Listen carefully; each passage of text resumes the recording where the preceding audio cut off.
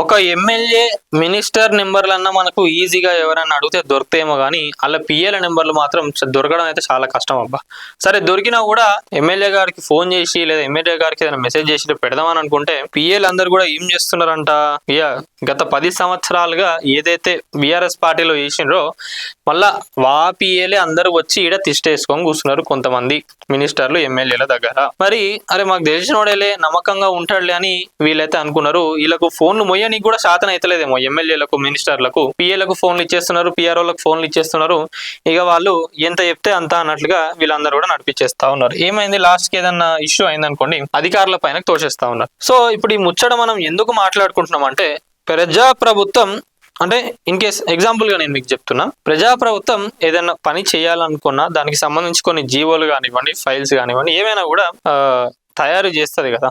తయారు చేసినప్పుడు ఏమైందంటే ఒక టైంలో జనాలకు చెప్పాల్సింది లేదా ఒక టైంలో రిలీజ్ చేయాల్సింది, దానికన్నా ముందే ప్రతిపక్షాల దగ్గరికి ఎట్లా పోతుంది అనేది ఒకసారి ఆలోచించుకోండి. అంటే దేని గురించి మాట్లాడుతున్నా అనేది ఆల్మోస్ట్ చాలా మందికి కూడా అర్థం అయిపోయి ఉంటది. ఎందుకంటే దానిపైన కూడా బయట చాలా గొడవలు నడుస్తున్నాయి, చాలా ఇష్యూస్ నడుస్తున్నాయి. ఇది కొన్ని వేల కోట్ల లక్షల కోట్ల స్కామ్ అని చెప్పి కూడా అంటా ఉన్నారు. మరి దానికి సంబంధించి ప్రజాప్రభుత్వం సరే అది ఇప్పుడు ఏదైనా కూడా ఒకటి ఆలోచించుకోండి. ప్రెసెంట్ అది అయ్యేటప్పుడు చాలా మంది కూడా 100 విమర్శలు చేస్తూ ఉంటారు. అక్కడ స్కామ్ జరుగుతుందా జరుగుతలేదా ఏదైతే ఉందో పక్కకు పెట్టండి. ఇన్ కేస్ అదే కనుక ఫ్యూచర్ లో దాన్ని డెవలప్ చేసినాక అది సక్సెస్ అయితే ఇక మేము చేయబట్టయింది మేమే ఇచ్చిన ఐడియా అని చెప్పి ఇక 100 మాటలు మాట్లాడుతూ ఉంటారు ఒక్కొక్కరు. అంటే ఏదైనా కూడా ప్రభుత్వాలకు అపోజిషన్ అంటే చేసే పనే అది, అపోజిషన్ చేసే పనే అది. ఏంటంటే పాలకపక్షం ఏదైతే ఉందో ఏది చేసినా కూడా దాన్ని విమర్శించాలి అని చెప్పి వాళ్ళు అనుకుంటారు. సో దానికి సంబంధించి నేను చెప్తున్నా ఏంటంటే ఈ పిఏలు కూడా అసలు ఎట్లా లీక్ చేస్తారు మరి ఇంత నమ్మకంగా వీళ్ళందరినీ తీసుకొచ్చి గత ప్రభుత్వంలో ఉన్న ఎమ్మెల్యేలు మినిస్టర్లు ఎవరైతే చేసిండ్రో వాళ్ళ దగ్గర చేసినా కూడా చాలా మందిని కూడా తీసుకోవాలి వీళ్ళు. కాంగ్రెస్ లో ఉన్న నాయకులు వద్దని అనుకున్నారు, అయినా కూడా కొంతమంది తీసుకొచ్చి పెట్టుకున్నారు. ఆల్మోస్ట్ మెజారిటీ వాళ్ళందరూ కూడా తీసుకొచ్చుకొని పెట్టుకున్నారు. మరి 10 ఏళ్ళుగా చేసిన వాళ్ళకి నమ్మకంగా ఉంటారా, మరి 2 ఏళ్ళే అయింది, మరి మీ దగ్గర నమ్మకంగా ఉంటారా అనేది ఒకసారి ఆలోచించుకోండి. వాళ్ళని నమ్మి అన్ని చెప్పేస్తా ఉన్నారు, వాళ్ళని నమ్మి మీ ఫోన్లు ఇచ్చేస్తా ఉన్నారు, వాళ్ళని నమ్మి అన్ని పనులు చెప్తా ఉన్నారు కదా.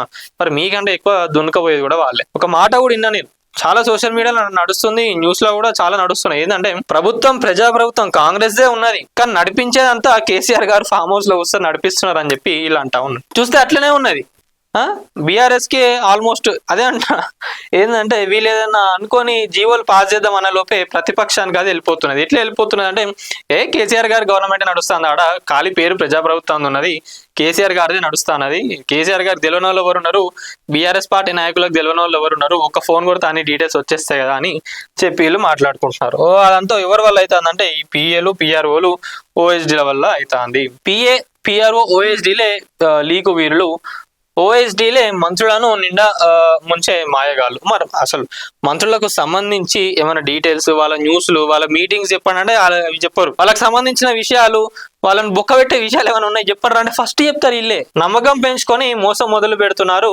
అనుభవం ముందన్న నమ్మకంతో మంత్రులు అవకాశం ఇస్తున్నారు. ఆ అవకాశాన్ని అనువుగా మార్చుకొని సమాచారం చేరవేస్తుంటారు. అది అర్థం కాక మంత్రులు అధికారులు మీదే కేకలు వేస్తారు. కోవర్టులుగా ఇతర పార్టీలకు సమాచారం చేరవేస్తారు. అధికారులను బలి చేస్తున్నారు. మొత్తానికి చెప్పాలంటే ఇది ఓపెన్ విషయం. ఇది ఏంటంటే మాకేం సంబంధం, మాదేం లేదు కదా, అధికారులు ఆడ చేసేస్తున్నారు, అధికారులకే సంబంధం ఉంటుందని చెప్పి అధికారుల పైన దోషిస్తున్నారు. అదే పిఆర్ఓల వల్ల ఓడిపోయిన మంత్రులు ఎమ్మెల్యేలు కూడా ఉన్నారు. ఇటీవల మంత్రులకు సెల్ ఫోన్ పట్టుకోవడం కూడా బరువైపోయింది. అదే పిఆర్ఓలకు వరమైపోతుంది.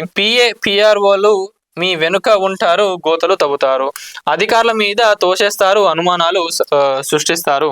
మంత్రుల వద్ద పనిచేస్తున్న పిఆర్ఓలుగా గతంలో ఇతర మంత్రుల వద్ద పనిచేసిన వాళ్ళందరే ఉన్నారు. సో నేను మీకు చెప్పింది కూడా అదే. నమ్మకస్తులుగా నటిస్తారు, భయపడినట్లు కనిపిస్తారు, నిజంగా నమ్మినట్టే ఉంటారు. మళ్ళా మా ఎమ్మెల్యే గారు అంటే మాకు చాలా భయం, మేము చెయ్యలేము మాకు అని చెప్పి ఆడొక ఏమంటారు ఆ వాతావరణం అట్లా క్రియేట్ చేసుకుంటారు. ఇక దాన్ని వీళ్ళు చూసి అరే నిజంగా ఆడే చేసినా కూడా నా దగ్గర నమ్మకంగా ఉన్నాడు అని చెప్పి ఆడనే మొత్తం నమ్మి సర్వం అంతా ఆడనే పెడతారు.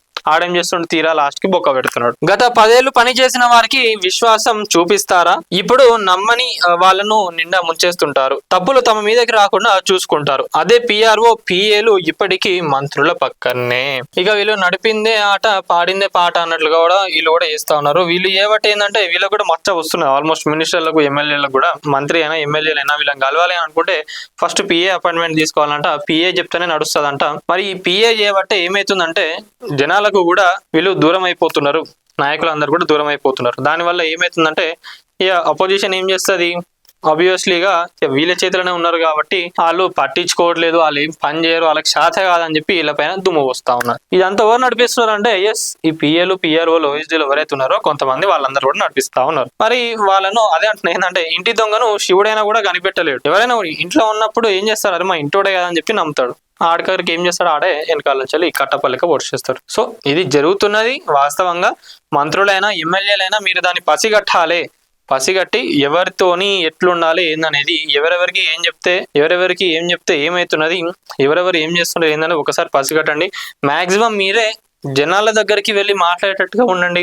ఏదైనా కూడా కొన్ని ఇష్యూస్ ఉంటాయి, మరి పిఏల పైన వదిలేయకుండా మీరే డైరెక్ట్ కాంటాక్ట్ కాండి. మిమ్మల్ని ప్రజలు ఎన్నుకున్నది అందుకే కదా, మీ పిఏల కోసం అయితే కాదు కదా. ప్రజలు మిమ్మల్ని ఎందుకు ఎన్నుకున్నారు, ఏదైనా బాధ వస్తే మీకు చెప్పుకోవడానికి. పోయి మీరు పిఏకి చెప్పుకోనంటే ఆడు చేయడు, వాడు పని చేయడు. ఎందుకంటే ఆయనకి నెలకు జీతం వస్తుంది కాబట్టి, వాళ్ళు జీతం కోసమే చూస్తాడు కాబట్టి ఆ పని వాళ్ళు చెయ్యరు. ఇంకా వాళ్ళు ఇట్లా సంపాదించుకోవాలి ఏందని చూస్తారు, అంతే తప్పించి. ఒకటే చెప్తున్నా ఏంటంటే నాయకులందరూ కూడా మీరు ఎప్పుడైనా కూడా ప్రజలకు దగ్గరలో ఉండండి. వాళ్ళ ప్రాబ్లమ్స్ మీరు స్వయంగా విని స్వయంగా చేస్తేనే, అంటే అన్నీ అని కాదు, సరే మీ టెన్షన్స్ ఏవో మీకు ఉంటాయి, మీ బాధలు ఏవో మీకు ఉంటాయి, మీ పనులు ఏవో మీకు ఉంటాయి, కానీ అట్లా అని చెప్పి అన్ని పిఏల పైన అయితే వదిలేయకండి. ఏవైతే సెన్సిటివ్ ఇష్యూస్ కానివ్వండి, ఇంపార్టెంట్ టాపిక్స్ ఉంటాయో దానిపైన మీరు దృష్టి పెట్టండి. అప్పుడే జనాలకు కూడా మీ పైన మంచి అభిప్రాయం పెరుగుతుంది. అరే మా లీడర్ అని చెప్పి వాళ్ళు కూడా గొప్పగా చెప్పుకుంటారు. సో ఇది పిఏలను పిఆర్ఓలను ఓఎస్డీలను జర కొంచెం వాళ్ళ దగ్గర నుంచి మీరు జాగ్రత్తగా ఉండండి. వీళ్ళు కాదు, నాయకులు ఎవరైతే ఉన్నారో మీరు జాగ్రత్తగా ఉండాలి వీళ్ళ దగ్గర నుంచి. వీడియో చూస్తున్న వాళ్ళు ఎవరైతే ఉన్నారో మరి మీరేమనుకుంటారు వీళ్ళ గురించి? నిజంగా పిఏలు పిఆర్ఓలు ఓఎస్డీలు వాళ్ళు ఇంతగానో నడిపిస్తున్నారా లేదా, వాళ్ళ కథ ఎట్లున్నది ఏందనేది ఒకసారి కామెంట్లో తెలపండి. వీడియో చూస్తున్న వాళ్ళు ఎవరైతే ఉన్నారో ప్రతి ఒక్కరు వీడియోని లైక్ చేయండి, షేర్ చేయండి, కామెంట్ చేయండి, అనే ఛానల్ని సబ్స్క్రైబ్ చేసుకోండి. Thank you.